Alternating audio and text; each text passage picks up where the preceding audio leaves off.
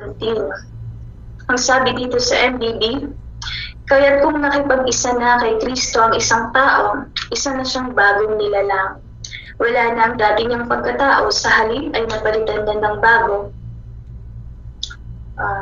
Okay, ulitin ko. 2 Corinthians chapter 5 verse 17, sabi dito, kaya't kung nakipag-isa na kay Kristo ang isang tao, isa na siyang bagong nilalang. Wala na ang dati niyang pagkatao, sa halip ay napalitan na ng bago. So alam niyo, yung word na pinag-isa, sa Greek word ang tawag doon koinonia. Pag sinabing koinonia, ibig sabihin nun, there is a contribution between the two. At ang ibig sabihin nun, mayroong pagkakaisa sa dalawang panig. Ngayon, yung transformation, nangyayari siya sa isang tao na tumanggap sa Panginoon. So, hindi siya nangyayari kapag halimbawa, hindi mo i-accept si Jesus Christ. At kung meron man diyang isang buhay na patotoo patungkol sa katuruan na yan, ikaw. Oo, ikaw. Kasi kung bakit ka nandito, kaya hindi ka na nagmumura, kaya hindi ka na umiinom, kasi nagkaroon ng koinonia, pakikipag-isa, nagkaroon ng contribution between you and God, at natulungan ka nito na magkaroon ng buhay na kagaya mo ngayon. So ngayon, ang power ng pag-share ng word is very kailangan. Ano siya, kumbaga, kailangan maintindihan mo at maintindihan ng sinishare mo with regards about this transformation. Kasi alam niyo, kung meron kayong mga kaibigan na kinaiinisan ninyo, pinagpipray ninyo ng 5 taon na pero wala pa rin nangyayari, ang kailangan dyan sharean mo. Hakbangan mo ng pag-share. Kasi yung transformation nangyayari kung siya mismo tatanggap at magkakaroon ng pakikipag-isa kay Jesus Christ. So nakikita ninyo yung needs ng pag-share ng Word of God in order for him or for her to be transformed. Pag sinabing to be transformed, parang mabago. Kasi yung Word of God, yung salvation, ito lang yung Biblia, ito lang yung katotohanan, ito lang yung katuruan na dadalhin ka sa totoong pagbabago ng buhay. Sabi dito, kaya't kung nakipag-isa na kay Kristo ng isang tao, isa na siyang bagong nilalang. Alam niyo pag sinabing bago, brand new. Sino dito sa inyo yung laging gusto yung pinaglumaan ng iba? Di ba wala? So natin as much as possible yung gamit natin brand new. Masarap gumamit ng mga brand new gamit. Brand new na cellphone. Alam niyo ba kapag ang isang tao nagkaroon ng isang relationship sa Panginoon, tunay na relationship sa Panginoon, nagkakaroon siya ng brand new na buhay. Bagong buhay. Sinabing bago, malinis. Diba masarap amuyin yung mga bagong gamit, bagong damit, lalo na pag galing abroad. Wag lang yung galing sa Pilipinas kasi kapag galing sa Pilipinas, yung amoy niya alam niyo yung naptalina. Yung pang sa ipis, yung parang isang dekada na sa loob ng cabinet. So brand new, nagiging brand new yung buhay ng isang tao once he or she receive Jesus Christ. So sabi dito, wala na ang dati niyang pagkatao, sa halip ito'y napalitan na ng bago. Alam niyo yung word na napalitan? Tinanggal yung lumang ikaw. That's the power of accepting Jesus Christ. Hinubad yung dating ikaw, yung isipan mo binago, yung gawa mo ay binago, yung kilos mo, paraan ng pananalita mo, ang lahat sa'yo ay bago, kaya tawag sa'yo born again. Born again ba lahat ng nandito? Or kailangan kong magpatanggap mamaya? So, born again. Bagong tao. Hindi dahil sa nagpariband ka, hindi dahil sa nag-coaching ka, pumuti ka ng sobra at hindi ka na nakilala, nagpatamas ka ng ilong, hindi yan doon. Talk about the spiritual, about doon sa spiritual na nangyayari kapag halimbawa ang isang tao ay tumanggap sa Panginoon. Sabi dito, maraming mga kamangha-manghang bagay ang nangyayari kapag natanggap ng tao ang kanyang kaligtasan. Naniniwala ba kayo dito na maraming kamangha-manghang nangyayari? Pag sinabing kamangha-manghang, ang simpleng salita dito, yung mga nakaka-amaze, yung mga bagay na hindi siya kayang gawin ng isang normal lang na or sa kakayanan natin. Halimbawa tayo, ako dati, mahilig ako, kayo na lang. Sige nga, Mama Ludi, ano nga yung kahanga-hangang ginawa sa'yo ng Panginoon? Yamang ikaw yung nakikita kong bukas yung camera. Ano yung kamangha-manghang nangyari sa'yo o ginawa sa'yo ng Diyos? Ako lang babakas ang camera. Ayan. Yung kamangha-manghang ginawa sa akin ng Panginoon. Yung transformation na ginawa mo. Napalitan niya lahat ng mga dati kong pagkatao. Okay. Binago lahat ng Panginoon. At hindi niya mababago kung hindi ako nagpasakop. Kailangan magpasakop tayo sa banal na Espiritu. Yun po. Gusto ko lang specific na sagot. Ano po yung kamangha-manghang ginawa niya ng Panginoon? Halimbawa, dati kayo binago niya yung aking mindset. Okay. Bakit ano po yung mindset ninyo dati? Kayo po ba negative na isip lagi? Puro ako negative.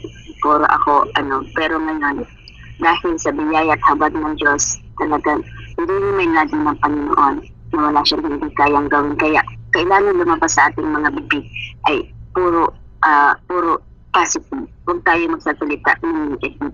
Kasi powerful ang ating mga labi. Yun po, yun ang pinakaunang-unang binago ng Panginoon sa akin, yung aking mindset. Okay. Salamat sa sagot. Meron pa po bang sasagot? Ano yung kamangha-manghang ginawa sa iyo ng Panginoon? Sige po, I volunteer. Sis Lorraine. Ano yung kamangha-mangha na ginawa sa iyo ng Panginoon? Simula nung tinanggap ninyo si Jesus Christ sa inyong buhay. Ate Lorraine, nandyan ka? Sige, I volunteer Ate Ras. Nandyan ka, Ate Ras? Wala din. I volunteer si Slot. Wala din. Nandito ako. Good morning sa lahat po, mga kapatid. Kung nagbago talaga sa akin yung new creation po ako, yung balisa ako kasi nga sobrang advanced, yung overthinker, yung isip ka ng isip na kahit saan natin napunta yung iniisip mo. So yung pagbago sa akin ng Panginoon si Shada, naging contented na po ako ngayon. Kung anong mayroong nakikita sa dalawa kong mata yun. Pero hindi ko nakikita, hindi ko pa siya iniisip. Yan lang po. Salamat. Salamat po sa sagot ninyo. So I do believe na lahat tayo meron tayong mga encounter, nakahanga-hanga, kamangha-mangha. Pag sinabi kasi kamangha-mangha, ito yung mga bagay na wala kang ginawang effort, pero nakita mong kumilos ang Panginoon. Halimbawa ako, dati ako nagmumura. Hindi ko tinuruan yung sarili ko na hindi magmura. Nakita ko na lang yung sarili kong hindi na nagmumura. Ganun lang yung kasimple. So siguro tayong lahat, meron tayong mga encounter na ganyan. Yung dating negative ka mag-isip, tapos ngayon positive ka na. Yung dating lagi kang nagsasalita ka ng mga sapros na mga salita. Pag sinabing sapros, mga hindi makabuluhan, mga bulok na salita, walang silbi. Nagsasalita ka ng ganun. Pero once na nung na-encounter mo ang Panginoon at tinanggap mo siya sa puso mo, nagkaroon ka ng transformation, kagaya ng sinasabi ni Mama Rudy. So yung transformation, ulitin ko, nangyayari ito once na ang isang tao ay tumanggap sa Panginoon. Once na yung isang tao ay tinanggap si Jesus Christ bilang isang personal na tagapagligtas at Panginoon ng kanyang buhay. So ngayon, bibilisan ko to, sabi dito, mayroong mga dahilan at marami yung mga dahilan na bunga ng pagtanggap sa Panginoon. So una dito, yung dahilan, ang nahihirapan ako mag-Tagalog ngayon. So yung isa sa mga bunga ng pagtanggap sa Panginoon, una, Dahil kay Kristo, isa ka ng bagong nilalang. So doon sa verse na ginamit natin kanina, na-emphasize na through sa pag-receive natin kay Jesus Christ, naging new creation ka. So ang pagiging isang tunay na Kristiyano ay hindi lang sa nabago ang buhay o nabago ang paniniwala. Naniniwala ba kayo na, sabi dito, ang pagiging isang tunay na Kristiyano ay hindi lang nabago ang buhay o nabago ang paniniwala, kundi ang isang taong nakipag-isa kay Kristo Jesus ay totally new creation. Ibig sabihin, isang bagong nilikha. So, lahat tayo dito ay nakatanggap tayo ng biyaya bilang matawag na new creation. Ewan ko lang sa inyo kung tatanggapin ninyo to. At ewan ko lang kung nagmamanifest nga ba to sa inyo na ikaw ay new creation. Bagong nilalang, bagong nilikha. At kapag sinabing bago at binago, hindi na ito yung tao na bumabalik sa dati. Kaya nga nagkakaroon ng transformation, nagagamit yung word na transformation kapag mayroong nababago. Ngayon, kapag walang nababago sa'yo, ibig sabihin niya, hindi ka pa totally transformed. At dito lumalabas yung quotation na Kristiyano ka lang sa muso pero hindi ka Kristiyano sa puso. Ngayon, gusto kong maintindihan ninyo na yung sharing the gospel is very powerful. Kasi kung paano tayo binago ng Panginoon, ito rin yung tool, ito rin yung dahilan, ito rin yung gagamitin para mabago din yung mga taong nasa paligid natin. Ngayon, kapag tinanggap natin ang Panginoon, kailangan makitaan ka, kapatid. Kailangan makitaan tayo na ikaw din ay binago. Na ikaw din ay totally and perfectly transformed. Alam niyo kung bakit? Maraming mga kapatiran, or let me say, maraming kaibigan na tisod sa pangalang born again. Kasi dahil din sa mga kagaya natin. Nagigets ninyo ako. Sisimba-simba, ganyan pa din naman ang ugali. Kakatisod lang yan. Mayroong mga instances na ganyan. Na imbis na lumapit sila sa Panginoon, hindi na lang. Bakit? Harang ka. Hadlang ka. Hindi ka nakakitaan ng paglago. Hindi ka nakikitaan na nakakahanga. Hindi ka nakikitaan na yung Diyos may buhay at nagbabago ng buhay. So yun ay isang paraan para maintindihan mo na yung pagiging isang Kristiyano ay isa rin tungkulin na kailangan mong gampanan. Hindi lang ito dahil sa tumanggap ka, kundi yung tumanggap ko nung una, kundi ito yung totally na pagsasabuhay ng word na transformation. At yung transformation nakukuha siya sa Panginoon, sa Word of God, sa Holy Spirit. So sabi dito, number 2, ikaw ay nagiging anak ng Diyos. Once lang isang tao ay naka-receive ng Word of God, ng salvation, una, nagiging new creation siya. Dito pumapasok yung transformation. O sa ugali mo, sa paraan mo ng pananamit, kung dati yung damit mo laging kulang sa tela, ngayon sobrang haba naman sa tela. Kung dati parang sagana kayo sa gunting, kasi dito na lang, minsan dito na lang. Ngayon naman, parang walang gunting sa bahay nyo. Para ka na ding Arabo. Kulang na lang sa iyo yung magganito dito. Pero okay lang yan. So nagkakaroon ng transformation inside and outside. Ikaw ba ay transform? Amen. Or kailangan natin tumanggap ulit mamaya. Magpipray tayo ng prayer of acceptance. Transformation. Yan yung unang nangyayari once a man receive the gospel or receive the truth about the power of Jesus Christ. Yung kamatayan ni Jesus Christ dun sa krus ng Kalbaryo. Pangalawa, ikaw ay nagiging anak ng Diyos. Para sa mga nagtatanong dito, kasi ako, isa rin to sa tanong ko dati, na kung merong anak ng Diyos, ibig sabihin merong anak ng demonyo. parang pangit naman pakinggan kapag halimbawa yung kaibigan mo ay unbeliever.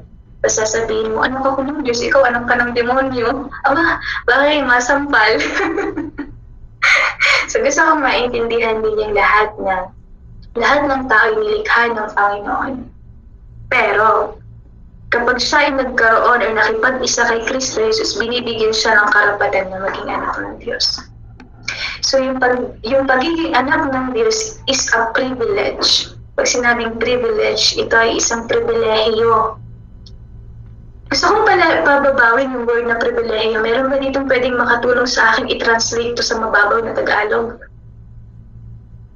Gusto ko po ng sagot. Pakibabaw na pribilehiyo. Ano po?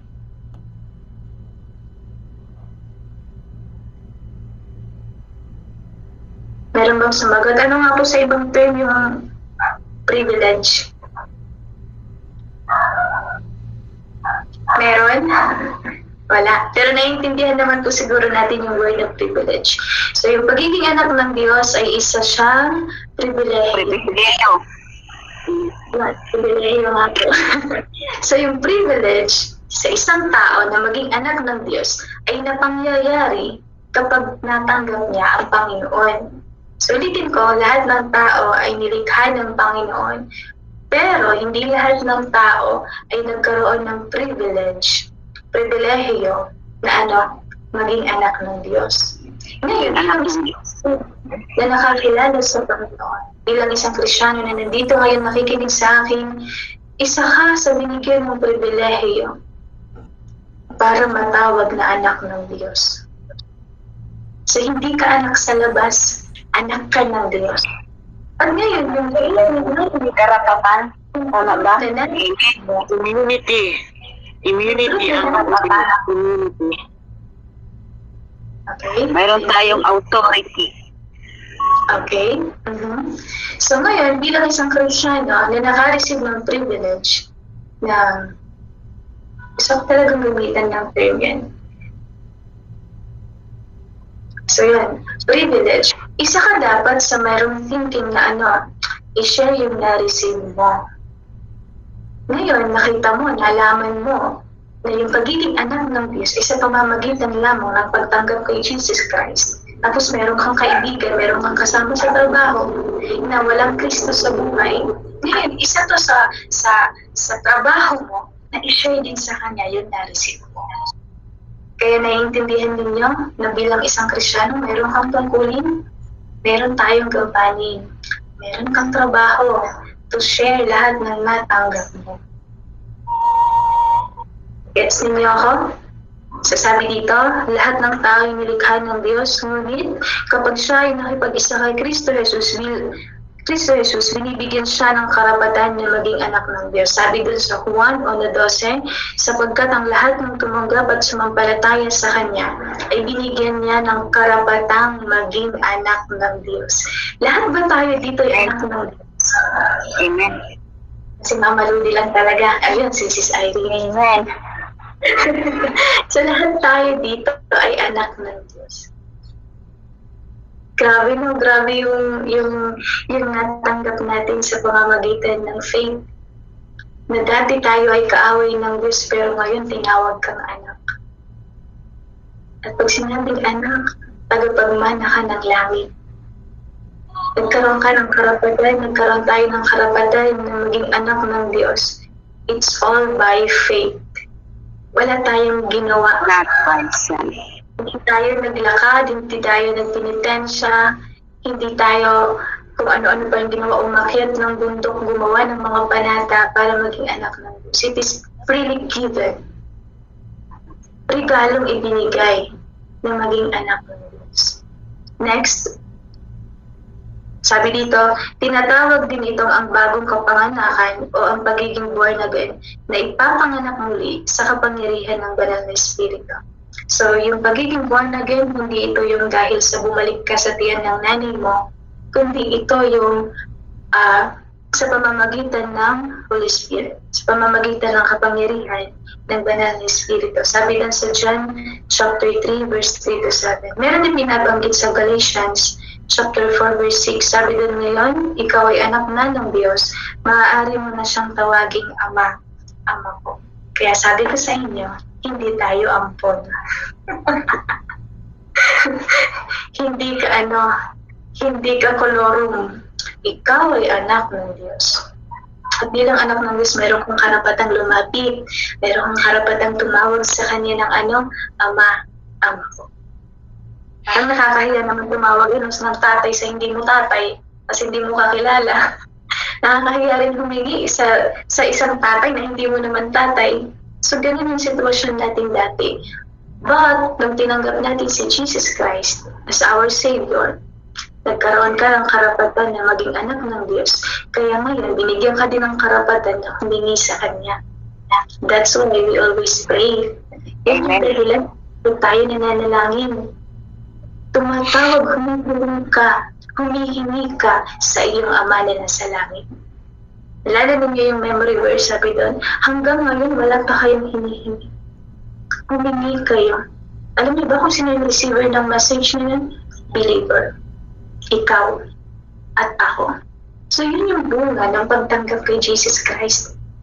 So yung pagtanggap sa Panginoong Hesus, hindi lang ito patungkol sa magkakaroon ka ng buhay na walang hanggan, kundi yung isa rin sa assurance na hindi ka lang walang buhay na walang hanggan, anak ka rin ng Diyos. And Jesus got you. Kaya ang tulungan ng Panginoon in every area of your life. Bakit? Anak ka niya. Kaya yung truth na na-receive natin at naiintindihan natin, yan din yung truth na isi-share mo sa iba. Na kung ano yung mga natatanggap mong katotohanan dahil sa pagsamba, dahil sa pananampalataya na natanggap mo sa pamamagitan ng salita ng Panginoon, yun din yung dapat i-share sa kanila. Alam niyo kung bakit? Kung paano ka na-transform at kung paano ka na-bago, kung paano ka na-motivate, kung paano ka naglilingkod ngayon, yan din yung kailangan nila. Kaya bilang isang Kristyano, hindi dapat tayo tahimik lang. Hindi ka dapat nandun lang sa piling. Amen. Hallelujah. Share the gospel. Ako nung share ko lang sa inyo, nung mga unang time na nandito ako sa FLCC, tatapusin ko to 12:43 na pala. Noong time na nagbago pala ako dito sa FLCC, tinanong ko kung ano yung strategy na ginagawa ng FLCC. At nung nakita ko yun, sinubukan kong gawin. Alam niyo, meron akong napatanggap sa Panginoon. Hindi lang sila basta napatanggap, nag-church na sila. Sumisimba na sila. Hindi ko sila nakita pa personal. Hindi rin nila ako kilala personal. Pero alam niyo kung ano yung gusto kong tuntuhin? Word of God is powerful. Kaya hindi mo pwedeng ikatwiran na kasi wala akong day off. Kasi andito ako, dito si Madam, andito si ganito. Wala kang pwedeng ikatwiran kasi kapag humarap ka sa Panginoon at tanungin ka kung anong ginawa mo, hindi mo pwedeng sabihin, Jesus kasi, wala kasi akong day off. Jesus kasi si Madam, kasi, wala kang pwedeng maikatwiran. Gamitin lahat ng resources na pwedeng gamitin. At lagi niyong tandaan, yung Word of God, powerful siya. Hindi ikaw, Word of God. It's all about the power of the Word. Pero of course, kailangan malinis yung buhay natin. Para may impact naman sa iba yung sinishare mo, yung sinishare natin. Para hindi tayo nababack to you. Ano niyo yung ibig sabihin? Ako, di-share ko, ikaw nga, hindi mo yan magawa. Sabi mo, magpakabait, ikaw nga ang sama-sama ng ugali mo. Para hindi ka nababack to you. Kaya kailangan yung transformation. Transform ka na ba? Amen. Ayan. So sabi dito, tapusin ko na to siguro, 12:45 na number 3. Sabi dito, pinatawad na ang mga kasalanan mo at burado. So, yung pangatlong nangyayari, kapag halimbawa ang tao ay tumanggap sa Panginoon, pinatatawad na ang kasalanan at binubura. Ito matindi na itong explanation. Pinatawad, binura. Kumbaga sa utang, sa tindahan, nilista ka nga doon, tapos nabayad ka. Binura ng binura ng ballpen. Hindi lang yung basta ginanong. Tinanggal pa yun, sinunod pa. Ganun katindi. Ganun yung nangyayari sa isang Christian. Matumanggap yung salvation comes from the Lord. Pinatatawad sa lahat ng kasalanan. Binubura lahat ng kasalanan. Hindi siya kagaya natin na kapag nagpapatawad tayo, pinatawad lang sa lahat. Huwag lang kayong magkikita. Kinakulo uli ang dugo mo. Natatawa ko sa mga ganyan eh. pinatawad na kita. Pero naku, pag naamoy ko yung amoy mo, pag nakikita, naririnig ko yung pangalan mo, naku, nakakaano ka talaga, sarap mong igisa. Maraming tawad din, hindi pa yung totoong pagpapatawad. Kasi yung totoong pagpapatawad, ito yung paglinom sa lahat. Kayo ba ay nakapagpatawad na? Or shot lang din kayo nagpatawad? Amen. Kayo ba ay nagpatawad na? Opo, nagpatawad na. Huwag ko lang siyang makikita kasi naaalala ko lahat. Yung mga sakit na binigay niya sa akin. Hindi ka pa nagpatawad. So, yung nangyayari ulitin ko, once ang isang tao tumanggap sa Panginoon, pinatatawad siya, nililinis. Minsan sinabi sa Isaiah, nililinis ng Diyos kagaya ng isang niebe, kagaya ng isang snow. Kahit gaano karumi, kayang patawarin ng Panginoon. So, hindi ba kapag na-share mo yan sa isang taong makasalanan, kakaroon din sila ng encouragement to believe na maniwala din sa Diyos mo. Maniwala din sa Diyos mo. Kasi alam niyo, ang kailangan ng tao pagmamahal. At yung pagmamahal na yun, makukuha lang yun at makakamtan sa Panginoon. Kaya, ito ay magpipray ako lagi na magkaroon tayo ng malasakit sa kapwa na siya. Alam niyo kung bakit natin kailangan magkaroon ng malasakit? Yung mga tao kasi sa paligid natin, meron yan sila kanya-kanyang pinagdadaanan sa buhay. Hindi man nila yan ikwento sa atin. Yung mga pains na pinagdadaanan ng bawat isa. Kaya dapat lagi kang, hindi ka dapat negative. Dapat lagi kang positibo. Dapat dala mo lagi yung word of God. Na yung word of God na nasa iyo, yung mga truth na nasa iyo, may impart sa kanila. Para kapag halimbawa na-discourage sila dahil sa kasalanan na paulit-ulit nilang nagagawa tapos ayaw na nila, pwede mong i-share sa kanila, alam mo ba?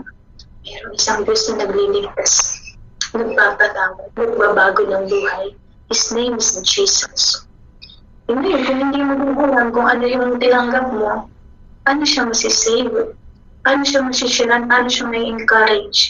So nakikita mo niya yung pangangailangan ng dalawa, ng isang Christian, ng isang hindi Christian. Kailangan dito ng tulungan. At kung meron dapat na tumulong sa kanila, is tayo yun, ng carrier ng truth. Carrier ng Word of God.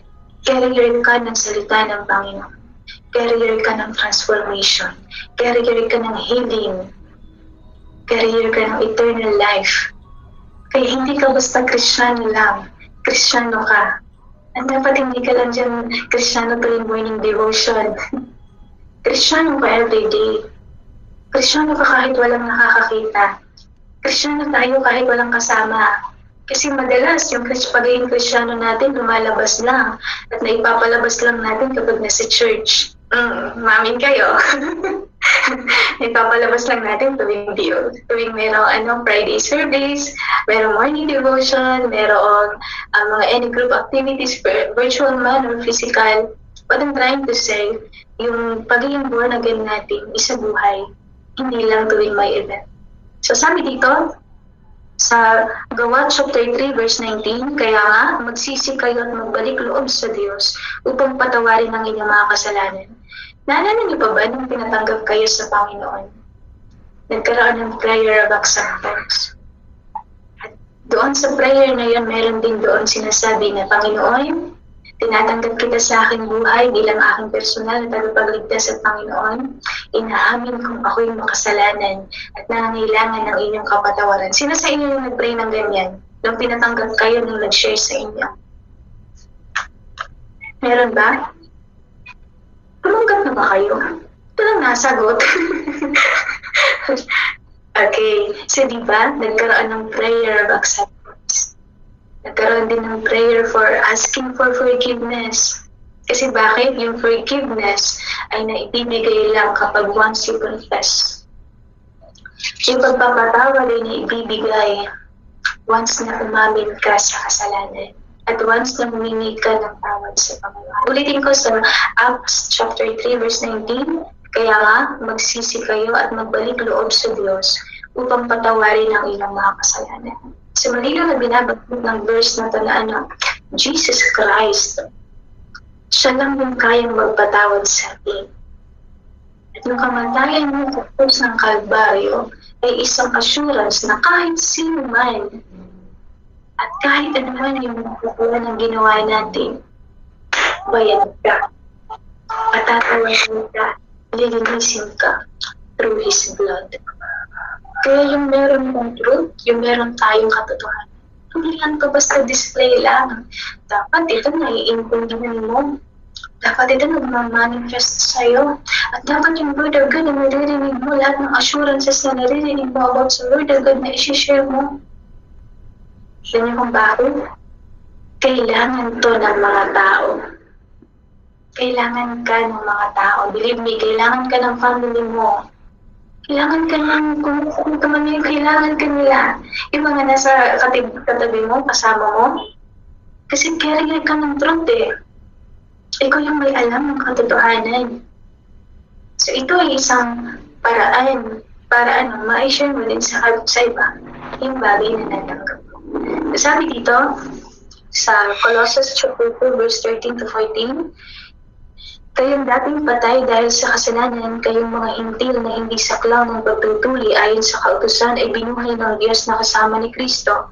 Pinatawad niya ang ating mga kasalanan at pinawalang bisa ang lahat ng naisulat na alituntunin laban sa atin, pati ang mga pananalutang kaugnay nito. Pinawin niya ang lahat ng ito nang ipako siya sa krus. Sabi doon sa Colossus chapter 2 verse 13 to 14. Alam niyo yung simpleng paliwanag dito.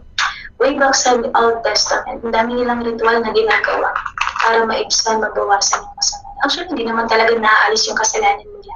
Kasi kung naaalis yung kasalanan nila, hindi na nila kailangan paulit-ulit na maghandog ng tupa, ng toro, ng kambing, ng kung ano pa man, ng dog. Hindi mo nila kailangan paulit-ulit na gumawa ng. Alam niyo bakit paulit-ulit nila na ginagawa yan? Kasi hindi talaga totally kaya nilinisin yung kanilang kasalanan. At ngayon, mayroong ginawang handog para hindi na tayo paulit-ulit na maghandog pa. Kasi nakita ng Diyos na darating yung araw si Mama Ludi walang 10 toro. Na kapag nagkasala si Mama Ludi kahit isa, lagi ko din sinasabi, kahit isang kuting, hindi ko pwede makapaghandog kasi wala akong hayop. So ngayon, anong ginawa? Jesus Christ. Siya yung handog, perfectong handog na ibinigay, inihandog para hindi na paulit-ulit na maghandog yung tao. So that's the power ng blood ni Jesus Christ. Natawad ka, binigyan ka ng assurance na maging anak ng Diyos, nilinis ka, at dahil lang yan sa pananampalataya natin sa Kanya. So, ulitin ko, sabi dito, ang dulot nito ay pagiging ganap. Yung dulot ng pagtanggap sa Panginoon ay yung gawin kang perfecto at ang maging perfecto. Kaya pakiusap, kung meron man sa inyo naniniwala sa akin itong kasabihan, kasi tao lang ako nagkakamali. Lalo na ako, kapag halimbawa naririnig ko, kasi paulit-ulit ako nagkakasala kasi hindi naman ako perfecto. Ako, sarap mong patukan. Gusto kitang patanggapin ulit. Alam niyo, once na sinasabi at naririnig ko sa mga Christians, yan isang simpleng pagpapakita na hindi sapat sa'yo, hindi abot ng unawa mo yung kamatayan ni Kristo. Kasi alam niyo yung kamatayan ni Jesus Christ, nagdulot yun sa'yo para maging bago at perfecto. Tapos sasabihin mo, na tao lang ako. Ano ko? Sabihin na lang natin wala ka lang faith. Nagkulang ka lang sa pananampalataya at panalangin. Kaya ka paulit-ulit sa sitwasyon mo na yan. Tinutulungan ng iyong sarili. So sabi dito, ang dulot nito ay pagiging ganap o walang kasalanan. Sino sa inyo dito naniniwala kaya natin mabuhay na walang kasalanan? Mabuhay ng tama. Meron ba? Or ako lang yung naniniwala? Kasasaan pa ibinigay yung Holy Spirit kung paano, kasasaan pa na tinawag din siyang helper kapag halimbawa hindi na tayo kayang tulungan na tumalikod sa kasalanan.